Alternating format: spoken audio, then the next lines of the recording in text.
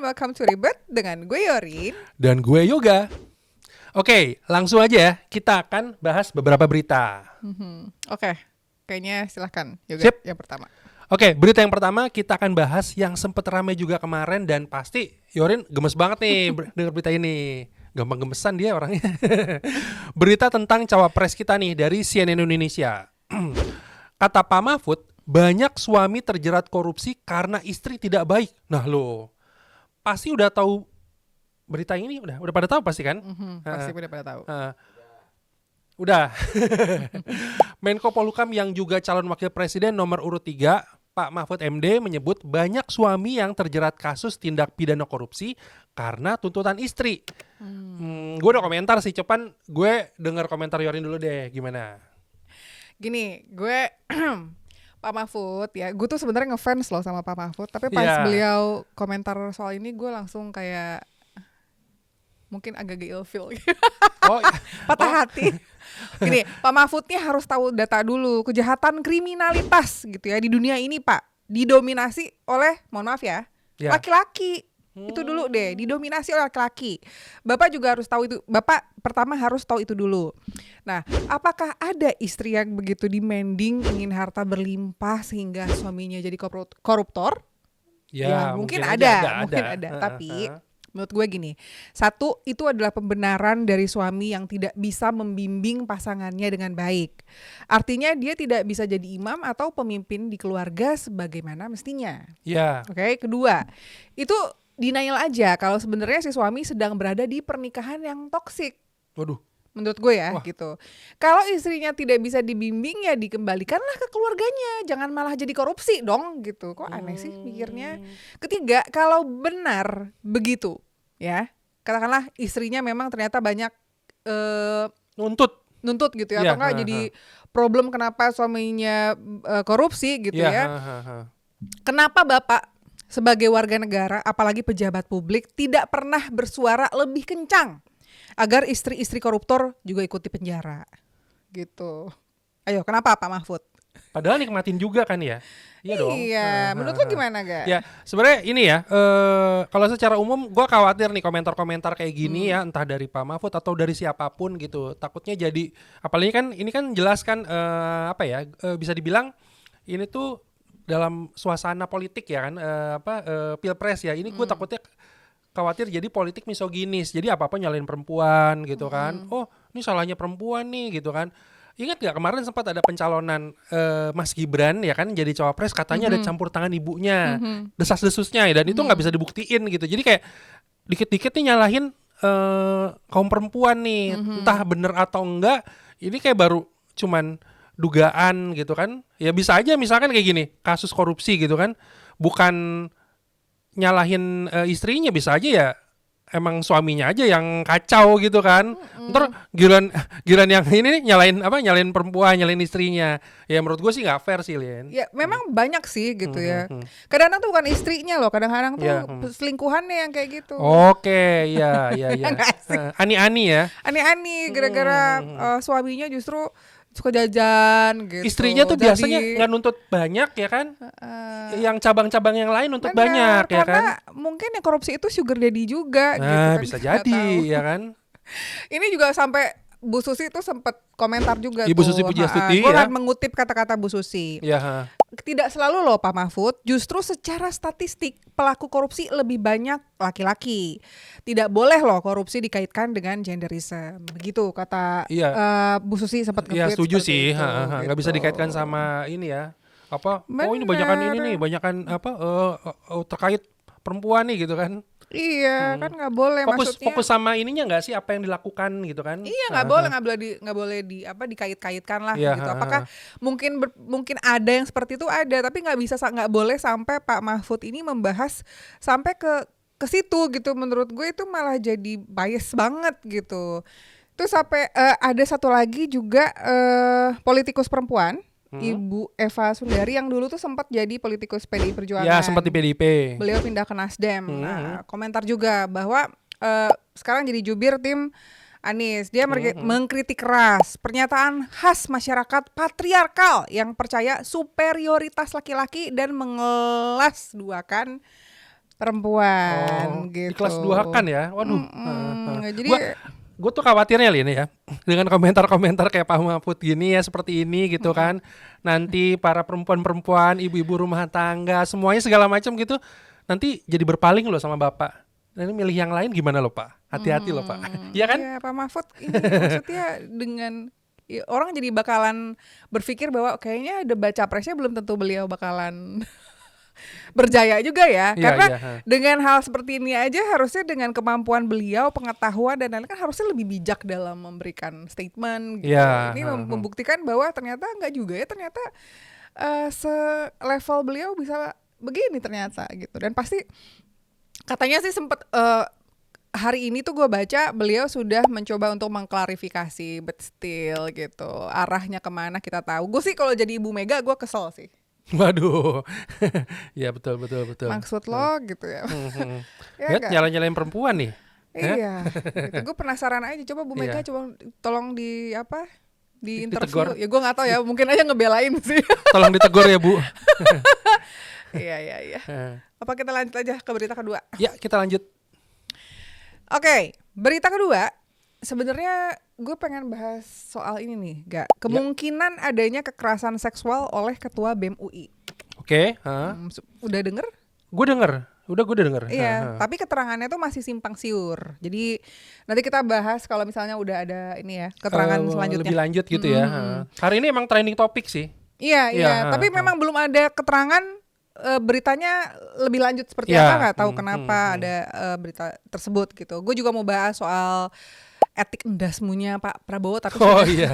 sudah banyak yang bahas ya. Udah banyak mengenai banget hal yang ini, komentarin, gitu, jadi nggak yang usah. ngebelain jelas juga banyak Iya. ya kan. Yang nyerang, yang ngebela itu ya sudah lah ya gitu. Sampai ada yang ngebela juga soal apa katanya ini wajar kalau beliau juga ngomong kayak gini gitu. Pak Anies, Pak Prabowo ini dan Mas Ahaye ini adalah dua orang yang merasa dihianati oleh Pak Anies gitu. Oh, gitu. Makanya sampai kalau ngomong etik-etik itu udahlah nggak usah dibahas-bahas Ya. gitu. Ada yang Kita juga tampil bilang nanti aja lah. Ada juga bilang ya udah sih bercandaan internal jangan diributin kan Pak Prabowo kan orangnya senang bercanda gitu katanya Oke. gitu. Siap. Kita bahas singkat aja deh. Ini Ya. ada dari tempo.co. Soal duit-duitan nih. Betul. Bawaslu sedang mendalami dugaan transaksi janggal pemilu 2024. Nah, ini diumumkan pekan depan gitu mengenai apa? Aliran dananya ya. Betul gitu. Nah, ini menurut gue ini penting banget karena ada apa katanya kan ada dugaan transaksi yang mencurigakan yang nilainya Ya. sampai triliunan yang Gede berhubungan banget. dengan pemilu 2024. Walaupun memang masih didalami, tapi ini berita yang perlu banget kita kawal ya. Disampaikan juga di sini agar masyarakat jangan segan-segan untuk melaporkan kalau ada bukti transaksi yang tidak selayaknya dilakukan untuk pemilu 2024. Gimana gak? Kita kan berharap idealnya begitu ya. Kita meminta kesadaran dari masyarakat kalau misalkan bukan melihat ya, mengetahui ya kan ada yang terkait sama transaksi atau penyaluran dana gitu. Cuman masalahnya ya masyarakat Indonesia juga secara umum ya kayak kepeduliannya sama hal-hal kayak gini juga masih sangat-sangat kurang, Lin. Gitu. Boro-boro ngelaporin dana yang janggal gitu kan. Kadang-kadang duit serangan subuh aja masih banyak yang terima kan. Iya betul, Iya kan? betul. Wah, udah kita terima aja, tapi coblos yang lain gitu kan. Nah, gimana mungkin kita berharap untuk berharap masyarakat ngelaporin yang kayak gini-gini gitu kan. Tapi di luar ini ya, di luar partisipasi masyarakat ngelaporin ya dana transaksi ilegal ya. Memang kalau gue lihat ya, kalau misalkan pada salah satu paslon gitu kan, jumlah dana kampanyenya tuh Gak berimbang banget nggak ya. berimbang gitu kan. Bumi dan langit. Kayak nggak fair kan, Lin. Ada yang cekak gitu betul, kan. Ada yang luar biasa tinggi gitu kan. Nih banyak duit, bohirnya banyak istilahnya ya kan zaman sekarangnya gitu. Jadi kayak agak-agak kurang fair aja. Harusnya kayak diseragamin nggak sih? Oh iya, gue Ditentukan. setuju. Iya, dibikin Di limit. benar, Jadi misalkan harusnya. kayak ngambil contoh kayak apa ya? Kayak pemain di Serie A apa di ini kan? Di suatu liga gitu. Dibatasin tuh belanja pemain berapa? Betul. Ya nggak sih? Kayak kita mau beli kado, tukar kado, Ya. gitu. Jangan lebih dari 100.000 ya. Ya. Gitu. Harusnya gitu, ya kan. Gitu. Nah, Gimana menurut lo? nggak tahu nih, gue juga penasaran apakah ini ada hubungannya dengan dugaan transaksi dari hasil kejahatan lingkungan, khususnya illegal mining atau pertambangan ilegal yang sudah dikomentarin sama Pak Jokowi dan Pak Ma'ruf Amin. Karena Pak Jokowi sama Udah pernah ngomong soal ini ya? udah komentarin, dan beliau bilang katanya ya ini harus diusut sampai tuntas dan tidak berkepanjangan, katanya Wah, seperti itu. kalau terkait sama pertambangan ilegal, jelas duitnya nggak berseri dong, Iya, ya kan? betul. Waduh, nggak mungkin duit kecil-kecil nih. Dan ya katanya kan? sih akan diusut ya, tapi kan kita lihat sendiri aja. Mohon maaf ini gue cuman kadang-kadang tuh gue suka agak-agak worry dengan, gue ngerti kita udah mau pemilu 2024, Ya. pasti Pak Jokowi juga makin hati-hati kalau bicara ya gitu, karena mengenai Pak Firly Bahuri aja Pak Jokowi nggak mau komentar. Jadi somehow mengenai hal ini, mengenai apa kemungkinan adanya transaksi ilegal ini, gue jadi agak-agak ragu gitu Pak Jokowi bakalan Ngomong nggak ya? bahkan karena kan ini soal illegal mining ya, which is triliunan juga gitu kan, bukan uang sedikit. Bukan uang dikit. Iya. Dan biasanya ya, yang kesiram juga banyak. Exactly. Sekarang gini, gue mau nanya aja sama lo gitu ya. Iya. Tadi kan gue bilang kan bahwa di berita tadi aja disampaikan bahwa masyarakat jangan segan-segan untuk lapor gitu. Kalau misalnya lu pada tahu misalnya orang yang lu kenal gitu, yang ada lu malah pengen nyicipin kan gitu. Bagi dong. Biasa Iya. orang Indonesia Bapak gitu. mau saya laporin atau Bapak bagi saya berapa gitu. Oh, ada nih istilah Indonesia banget. Uang denger. Itu dia Indonesia gitu. banget tuh. Susah Ya kan? jadinya. Kearifan lokal, uang denger. Iya benar. Susah. Gimana? Aduh. Iya kan. Ya, lagi-lagi ini masih dugaan. Masih dugaan. Tapi Kita mau nggak diumumin tahu. nanti ya kan? Iya, minggu depan. Kita juga nggak tahu, kadang-kadang kan ya gitulah, tahulah. Kadang-kadang suka. Mau diumumin atau nanti keburu orang Indonesia udah keburu lupa lagi sama masalah lain ya kan? Betul. Ya kita juga nggak tahu ya bakalan beneran ada pembuktiannya seperti Ya. apa, karena bukan mau berprasangka buruk ya, tapi kayaknya yang namanya dana ilegal itu akan selalu ada deh di setiap kampanye kayaknya. Ada, pasti ada. Ya nggak sih gitu. Dan orang nggak peduli. Yang penting duitnya ke gue. Iya benar. Kan lagi-lagi kita sering bahas. Ya. Yang ngomel tuh biasanya nggak kedapetan kan. Tuh, betul. Yang nyanyi yang nggak kebagian. Iya, Oke. Semoga diusut, semoga ketahuan, biar malu juga partainya pasti ya, atau tim pemenangannya. Kita lanjut aja berita ketiga. Oke, langsung aja ya kita bacain berita ketiga. Langsung aja kita ambil dari CNBC Indonesia dengan headline. Ini terkait sama pernikahan nih. Udah pada married di sini? Udah pada nikah? Apa itu Belum. menikah? Belum. Apa udah sering? Udah sering. Nih, Paus Franciscus izinkan gereja memberkati pasangan LGBT. Wow. Nah, jadi hal ini dinilai sebagai kemajuan signifikan buat kelompok lesbian, gay, biseksual, dan transgender dalam gereja Katolik Roma. Tenang dulu ya kan, tenang dulu nih, gue bacain ya. Jadi gini, melansir dari BBC Internasional, pemimpin gereja Katolik Roma tersebut mengatakan bahwa imam harus diizinkan untuk memberkati pasangan sesama jenis dan pasangan tidak biasa dalam keadaan tertentu. Catat ya, keadaan tertentu. Namun Vatikan mengatakan bahwa pemberkatan tidak boleh menjadi bagian dari ritual rutin gereja atau terkait dengan pernikahan sipil. Sebab gereja tetap harus melihat pernikahan sebagai hubungan antara seorang laki-laki dan perempuan. Ingat ya, laki-laki dan perempuan. Ya, kalau komentar gue sih jujur aja ya, gue kaget baca berita ini karena pasti ini akan memancing reaksi beragam buat umat Katolik juga, di luar umat Katolik juga gitu. Nggak nyangka aja bahwa Paus Franciscus mengeluarkan istilahnya kebijakan, Lin. Seperti ini. Menurut lo gimana? Oke. Mungkin pengen ngejelasin sekalian juga gitu. Ini kebetulan ya. Ya. Kebetulan ya guys. Jadi berita ketiga ini kebetulan banget yang milih Yoga. Gue nggak tahu, kayaknya dia sengaja aja pengen denger komentar gue karena gue Katolik. Kayak sengaja deh dia.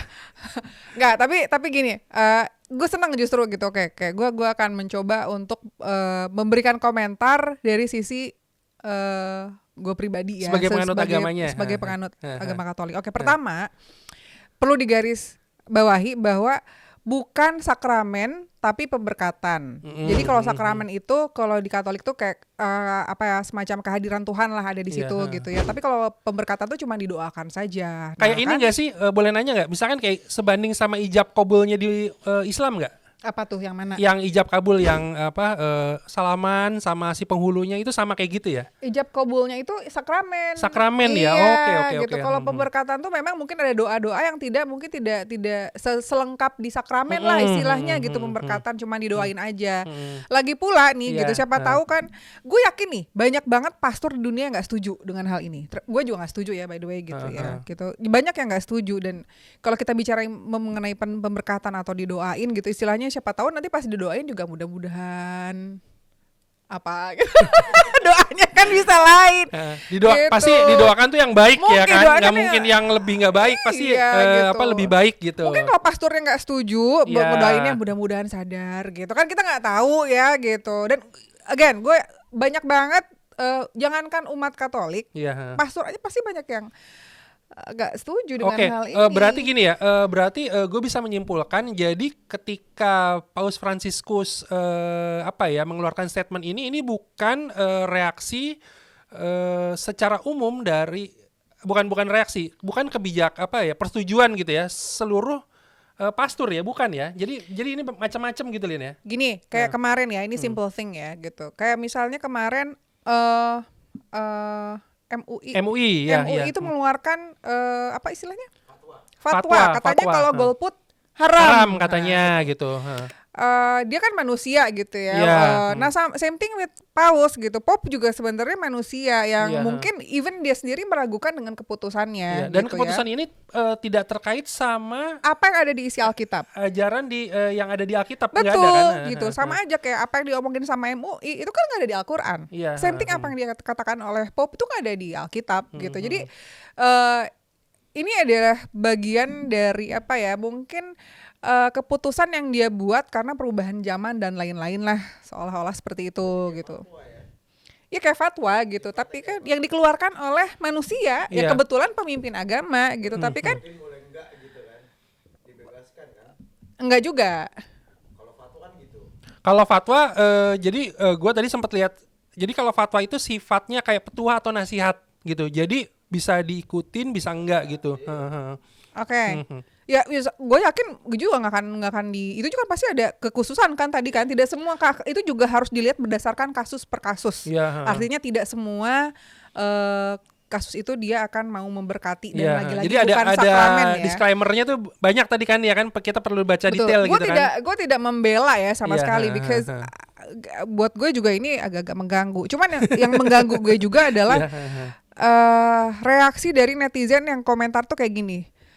Gue agak-agak gedek gitu kalau misalnya baca tuh kayak gini. Aduh, untung gue bukan Katolik. Iya. Aduh, iya. untung gue Islam, untung gue Buddha, untung gue Hindu, untung gue ateis gitu. Iya, iya, Juga iya, komentar iya. kayak gitu, like come on man, like even gue adalah orang yang berpikir setiap agama itu somehow buat gue pribadi Iya, ada keanehannya sendiri-sendiri gitu. Takutnya memang dari agama lain akan mengeneralisir ya kan. Oh kok gara-gara dari satu case ya kan, kebijakan Paus ini takutnya malah jadi bahan atau pandangan buat menganggap wah kok Katolik gini gitu, takutnya gitu kayak. Tapi ini sebelum kita bicara lebih jauh, Iya, ini iya. disclaimer juga biar Iya, iya. jangan dianggap kesana kita kontra sama LGBTQ ya gitu. Iya, iya, Cuman iya. kita bicara mengenai gue kurang suka aja mengenai hal-hal yang seperti ini yang hubungannya dengan Ketuhanan?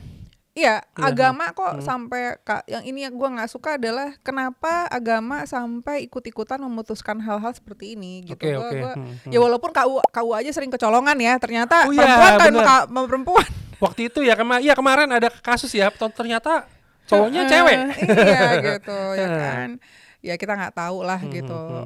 Gue percaya bahwa semua itu kembali ke ke pasturnya masing-masing juga Iya, gitu. Kalau memang merasa bahwa dia nggak bisa, gue rasa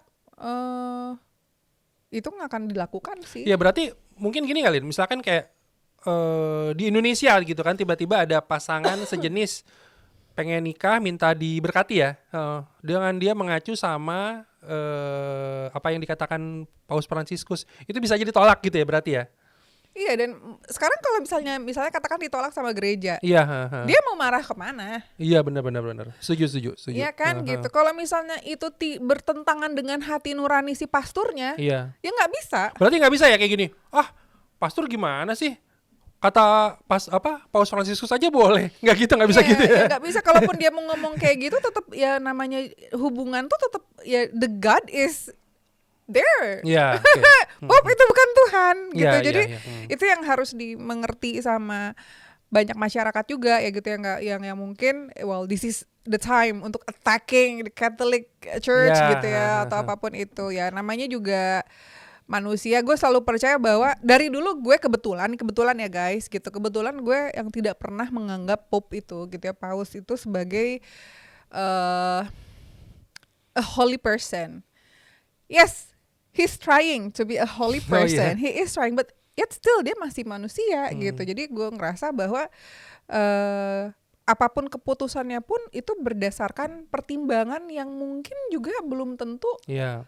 benar gitu. Bagaimanapun kan juga dia pasti ada kekurangannya ya kan. Iya, sekarang guru ngaji aja bisa banyak yang ternyata berzinah, memperkosa, pelecehan pencabulan seksual, gitu iya ya. gitu. So ya, padahal pekerjaannya sangat mulia Iya, gitu kan, betul. kita nggak pernah tahu ya, nggak jaminan. So ya mudah-mudahan kita stop attacking the religion, the people in the religion gitu ya. Kembali ke keyakinan masing-masing ya kan. Betul gitu ya. Gue sendiri aja berani mengakui di depan teman-teman semua, gue nggak setuju dengan hal itu gitu. Bukan karena bukan karena kita Anti. against LGBTQ, tapi gue nggak suka karena ini dikait-kaitkan dengan agama, itu aja sih, lebih ke situ. Menurut lo gimana? Seru ya pembahasan ini. Ini jarang-jarang nih kita ngebahas sisi keagamaan ya, jarang-jarang ya. Iya, tapi untungnya gue orangnya liberal ya, jadi Wow. Iya. jangan kalau mau ngomong kayak gini lebih jauh lagi nanti pada sebel sama gue yang ada. Ya kalau dari gue sih, sisi gue pokoknya dengan informasi atau berita ini yang pasti kita harus lebih baca beritanya ya kan. Disclaimer-nya tuh lebih teliti lagi gitu, nggak serta-merta langsung nyerang. Wah, Paus gimana nih? Oh ternyata agama Katolik gini. Iya. Jangan so tahu lu gitu kan. Lu harus baca dulu, lihat dulu. Apalagi tadi dijelasin ada kondisi-kondisi tertentu gitu. Iya. Kondisinya kayak apa gitu. Ya nanti lu cari tahu lah. Gue juga nggak ngerti apa kondisi apa Iya, yang bisa memperbolehkan. Gue juga nggak paham kenapa harus ada kondisi tertentu juga. Gue juga nggak ngerti ya. Tapi Iya, maksudnya karena ini beritanya baru banget nih, baru banget nih. Kemarin apa hari ini gitu. Gue percaya pasti semua pastor di dunia ini akan melakukan apapun itu sesuai dengan hati nuraninya sih. Jadi siapapun itu pemimpin agamanya harus begitu sih. Iya, Mau ada ketuanya pun gitu, Iya, mau ada pemimpinnya pun, kita tetap harus percaya sama istilahnya hati nurani kita lah, Iya. gitu bahwa hubungan kita kan sebenarnya mau Pop ngomong apapun, mau si Kiai A ngomong apapun Iya, gitu ya, Kiai satu sama B, A sama B bisa beda Iya. ya kan gitu. Jadi mazhab aja banyak ya nah kan. exactly gitu ya, gitulah. Mudahan netizen gitu, teman-teman semua bisa lebih bijak lah dalam Lebih jernih. membaca sebuah berita gitu Iya. kali ya, dan bereaksi terhadap sebuah berita gitu ya Kak. Ya, So that's all for now. cukup Oke. untuk hari ini.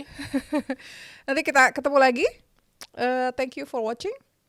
Sampaikan pandangan kalian di kolom komentar. Oke, bye-bye. Bye.